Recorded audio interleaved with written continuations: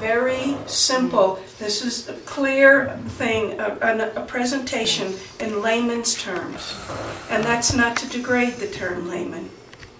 Okay. And I think one of the things he said last night was this was to begin the conversation with the community. That was not intended, at least as I understand it, that was not intended as, here's your information, public, figure it out and make a decision. Was intended to begin the conversation and inform the community as much as we can. We obviously can't talk about the negotiations, with the Forest Service, although I think Fish and Wildlife, I think he, gave a lot of good information. So please see it as the beginning of a conversation. And I had the same thought this morning. It was like, wow, I'm on a one-pager with 2 columns. And so what I would request, and I think many people, and I have talked to people since last night, believe it or not, is if you could give us some updates in clear language in the Eagle that people could look at. Not everyone can go to meetings, but everyone could stay informed. No, that's excellent. I do appreciate the fact that it's come out from behind closed doors, though. I mean, that really makes me feel a lot more comfortable about it. Yeah. And the fact that, we can actually have this conversation about it, and it's not just, oh, no, we can't talk about that right now. That's kind of I do appreciate that more open. Yes. Attitude and stance, and I also wanted to say I do appreciate the fact that you moved your executive session later in the day. That makes it a whole lot easier for everybody.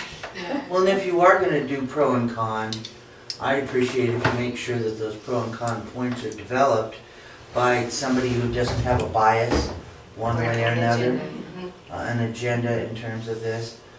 We had this, of course, with the fire district, that the POA newsletters were so co-opted in favor of the fire district that you never got any legitimate con comments anywhere. Right. So it's not going to do any good if the people writing this want to purchase rights and want to get rid of the perpetual lease. Well, I'm not going to speak for everybody on the board, but as Marcus said last night, a decision has not been made, which is why we're talking to the public about it and weighing what the pros and cons are. So and we didn't come to a place where we could really share with you because everything was so delicate and nebulous. And I'm really happy that we're in a place that we could actually have a history with Marcus and with Fish and Wildlife that we can present to you what the pros and cons are, because that wasn't clear. Martin, did you want to? Yeah, like I said, let's say it all goes ahead and people think in the end it's a good idea, and we get to Fish and we get to a price, and the Fish and Wildlife was a price, and it's too much, we'll say goodbye, thank you, we'll keep on. So only if it's going to benefit the district.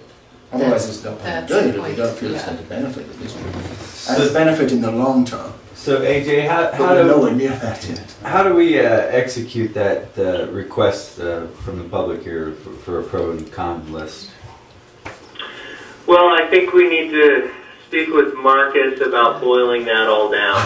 Now, to Diane's point, she made the recommendation that somebody who has no bias in the matter develop the cons. I think, first of all, we have to see what Marcus can put on paper, and and Jennifer and all of those that and everybody working with the district could probably come up with a pretty thorough list, and then have the board look at it and see if we've included everything. And then we could probably go from there. I think we have members on the board that are relatively unbiased about whether or not to pursue this acquisition. So I think some of you have been involved since the beginning. But at any rate, I think it has to come from Marcus Locke, our attorney, I think he's got the best information. And, Marcus, I will say this and stand by it, he is a very fair and straightforward person, and if he did not see this as being in the district's best interest, he would recommend that we don't pursue it any further. I mean, he really, truly has that level of ethic, and that's how he operates. So, I think we got to start there and then put something in front of the board. Well, and he presented some of the downsides last night in his presentation. Here are the risks. Here's what could happen. I don't know that that's all of them, but I think that's actually a really good question. So Sandia, just before you speak, I wanted to thank you so much because that was our intention, our hope for the public, that they would come away with what you've just expressed. Well, what age you just I said is from the appreciate that. beginning, and this may be going back to 2008. Yeah. I had heard that so far, Water and Sand has spent about $180,000 on attorneys and opinions and everything else in this effort to purchase water rights. Do you have any idea at this point? how Yeah, much usually money I do. is spent? AJ looked it up yesterday because I asked that question. Since 2008, we've spent about $119,000 on water matters. And AJ, correct me if I misunderstood what our last little email conversation yesterday. Probably 20 to 25,000 of that is related to well issues and that kind of thing. One of the things, so not just not just the acquisition of water rights, it's not just $100,000 to examine the acquisition of water rights. It is also to protect and be sure that the lease agreement, that all of those things are being properly executed. Mm-hmm. One of the things I'm coming to understand is the ongoing expense under a lease of continuing to have an attorney who works with Fish and Wildlife, who has to go through Fish and Wildlife to get changes made, things done. So we'll have ongoing legal expense, it seems to me, more ongoing legal expense if we don't acquire the water rights, because we're going to have this ongoing relationship with Fish and Wildlife, and we have to make sure that they're upholding their end of the bargain. Yeah. So, and I might understand, and I know we may be way off agenda and topic here, but no, I think it's very relevant, and I think that was well said, because that is another key issue. I'm not trying to speak for the whole community, but I know I speak for a good segment that would like to be as unencumbered by government as possible. Yeah.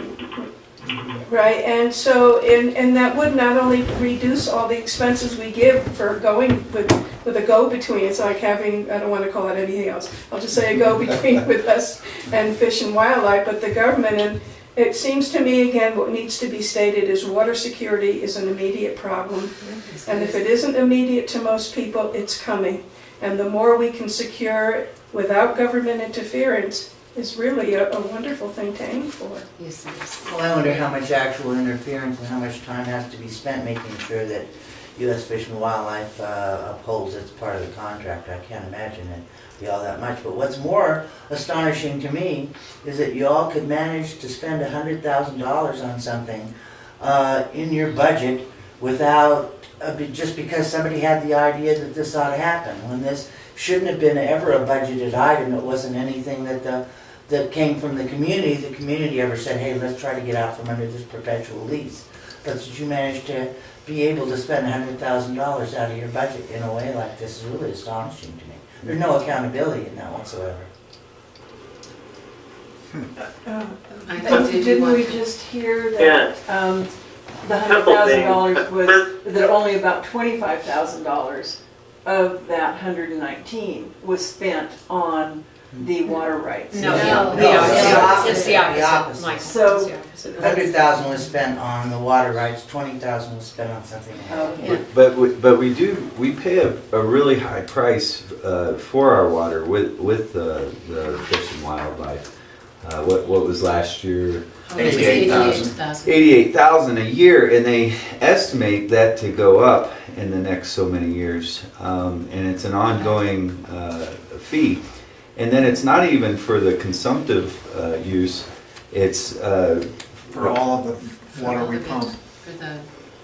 All of the water we pump, we pay for. And you know, so I guess in some ways it's I wasn't there in 2008, stuff like that, but they, I think they were trying to look in a way for us to secure our own water rights, but to save some money for the future.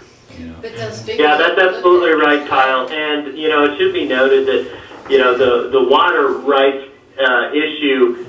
These new rules that are coming into place with regard to augmentation plans, that's a new development. And, you know, that's when the board is charged with the responsibility of trying to look after the public's best interest. And, you know, the board is absolutely doing that in going down this road of trying to figure out the best way to secure the future need of the community. And, you know, that's the board's responsibility, and that's what the board's doing. And AJ, what are those new rules? The new rules. It's the new water rule, not the new water rule. Sandia is asking you, what are the new rules that are going to be implemented? You know, and really Marcus should explain the new rules, and he'll be on at 12. I mean, I couldn't give you the level of detail that would be sufficient. Yeah, he summarized those last night in a couple of slides. And really the deal is the state's going to do a augmentation. Yeah, everybody's have to have a plan for augmentation, and if you don't, they can shut you down. And I think that's part of the worry, that if we don't have our own water rights and do our own plan for augmentation, the Fish and Wildlife is responsible for it, but they might not do it, and we could end up being shut down. Yeah, those were some of the questions that I was running through my head last night, is that how that all would play out, you know, as far as, because we've got the Fish and Wildlife, who is basically, their protections written into your lease, you know, saying that you must, you know, the protection under the Water Services Agreement is there. Right, so they need to do whatever they can to provide us with water, but on the other hand, we've got these new laws coming online, and we don't have senior water rights. We have junior water. This is how it gets all convoluted, right? Yeah. We have junior water rights coming out of the wells. So how that would actually play out, you know, we don't really know. Yeah, we don't. We have to wait for the state to actually promulgate what the what's the word, augmentation rate has to be too, and that will be critical. Because if we need to replace 1 for 1, that may be an issue. These are, you know, the conversation has begun. So you have achieved your objective here. You know, as far as the payments and the monies and where it's come from, and because, you know, and all this stuff are things that we're going to have to sort through and understand, you know, over time. Because we're paying $88,000, almost not 89 now, and then he projected 162. You know, so that's double the cost. Over time. But we don't know what's going to happen to our community, right? Exactly. We don't know if these houses are going to get filled up. We don't know if they're ever going to sell. We don't know what's going to happen. Right. We don't know if our economy is going to crash. We just don't know. Yes, but we still have to make decisions, even though we don't know. Exactly, but it seems to me like there's one path that's being looked at here, one projected model. That there was a model presented to us last night, right? Yes. Well, and that model was the model that's being developed by the state engineer, and that model is going to be implemented onto the water users of the San Luis Valley. And that's what all of this is about, is making sure that the district's water rights are protected and that we have a sustainable use and access to long-term water. I understand. I mean, that is the purpose. But there are lots of questions, and so I'm going to stop asking them because it's almost 9. But you just, you know, there's lots of them. But it does somehow depend on whether you assume Fish and Wildlife is going to, you know, whether they're going to act in good faith or whether they're going to act in bad faith. The whole idea of them acting in bad faith and deliberately sabotaging our water. I think that's really important. That's an important point, Diane. It's not that they would want to act in bad faith, but because I don't believe that they do, but there are certain obligations that have not been met to date that were discussed at the meeting last night, and so that does give an indication about possibilities that might have to be dealt with. And it's not that Fish and Wildlife wants to act in bad faith, But it was presented at the presentation last night very clearly what they are not doing, which they are supposed to do, which is written into the lease. Yeah. So those types of opportunities are for your benefit, to educate you as the community, and it's really important that as many of you go to that as possible, because that's the effort, is to try to show you and lay it all out. And I think it's really important to emphasize that Marcus said there has not been a final decision. They are presenting information to you, the community, so that you can understand what the lay of the land is. I would like to also address Diane's issue of spending, let's say $100,000 over 4 years to manage our water rights, and look at what seems to me a lacking previously to a rider in the bill before Congress for the Sand Dunes Park, was to sell, and this is quite unique, the possibility to sell water to the Barker-Crestone Water District. It's in a bill that was passed for the Sand Dunes, what's it called? There was a national monument. Yeah. Crestone was mentioned, the Barker Water District was mentioned, and in that bill the possibility, in fact they almost wished that Fish and Wildlife would dispose